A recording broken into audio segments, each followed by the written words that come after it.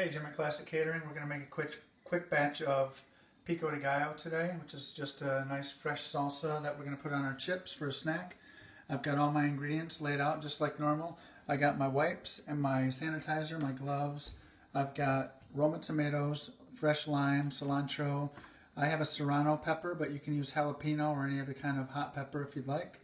Red onion, salt and pepper, my knives, my stirring utensil, and a couple of bowls. So let's get started. Alright, first thing we're going to do, I've taken 2 of my tomatoes and did a quick chop on them right here.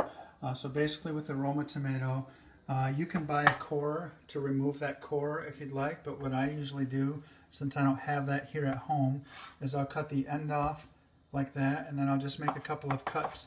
1, 2, 1, 2, 1, 2, 1, 2. Right around the core, that gets rid of that, and you still use up all the tomato that surrounds that first slice. So we're going to just cut this up real quick. If you want to chunk your salsa, you're going to take this and cut it thicker, maybe about a 1/4 inch.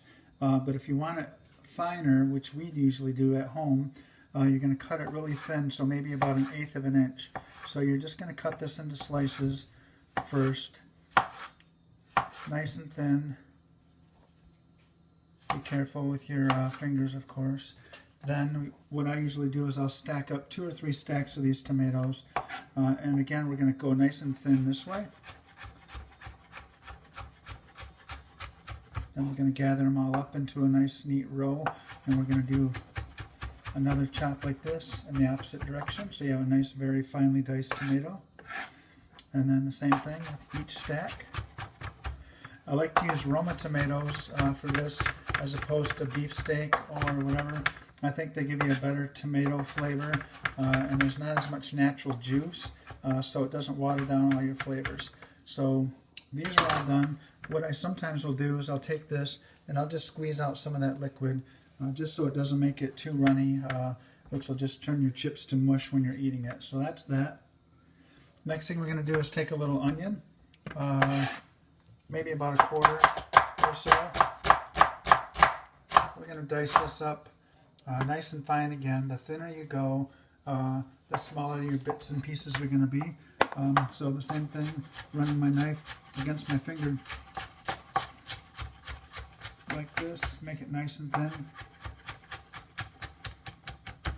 And just go back through it if you got any larger bits.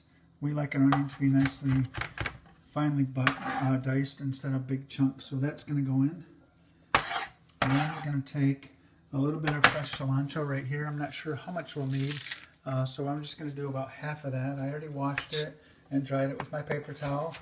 We're just going to give this a nice quick chop. Same thing as we do with the parsley. You want to just kind of smash it down, get all the air out of it.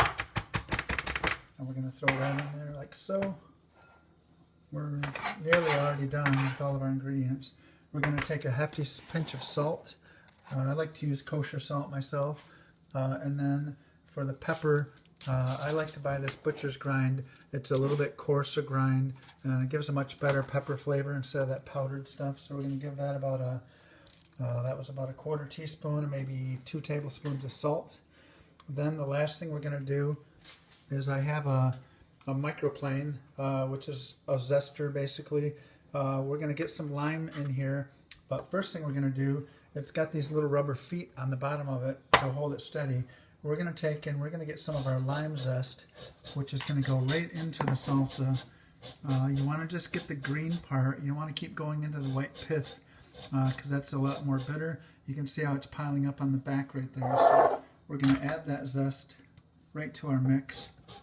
It's easier to zest the lime before you cut it in half. I'm just kind of rolling it as I go down the microplane here, the grater. So there's that.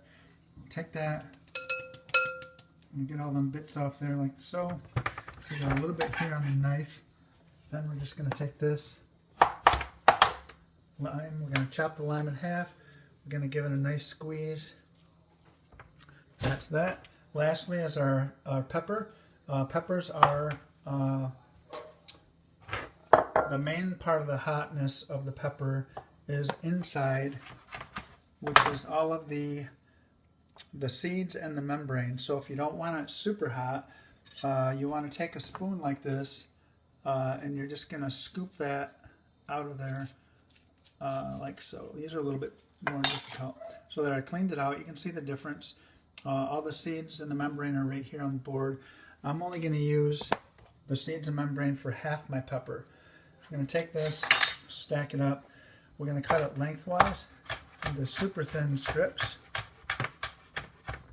Then we're going to take it, flip it around just like any dice, and we're going to go very thin this way as well.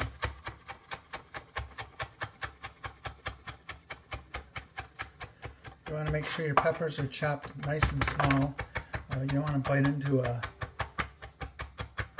whole chunk of hot pepper. You'll regret it. Alright, so there it is. We're going to toss that in there. Got all of our little bits and seeds that I didn't throw away in there. And we're going to take a spoon. We're just going to incorporate all these ingredients. It looks beautiful and fresh, as you can see. And what I'll do at this point is I'm going to take a little bit of a quick taste.